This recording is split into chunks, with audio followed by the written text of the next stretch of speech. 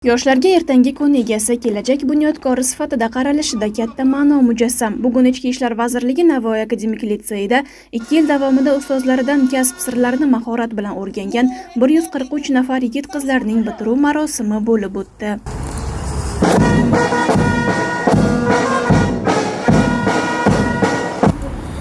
Salom o'rtoqlar.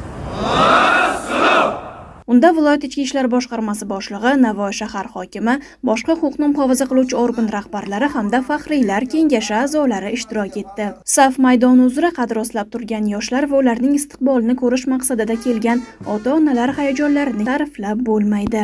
Orkestr sadolari ostida davlat madhiyasi jonli ijro etilgandan so'ng viloyat ichki ishlar boshqarmasi boshlig'i polkovnik Azat Tasbayev so'zga chiqib, yoshlarni bitiruv marosimi bilan qutladi. Ularning kelgusida orzu-istaklaridan kelib chiqib, yurtga daxldorlik hissi bilan yashovchi inson bo'lishlariga umid bildirdi. O'zbekiston Respublikasiga sadoqat bilan xizmat qilaman. Barcha fanlarni a'lo baholarga o'zlashtirib kelgan 16 nafar yoshlarga imtiyozli diplomlar va 1 nafar o'quvchiga kumush medal topshirildi. Mana bugun Ichki ishlar vazirligi Navoiy akademik litseyida yana bir unutilmas kun, katta shodiyona. Biz bitiruvchilar uchun bayram tadbiri bo'lib o'tdi.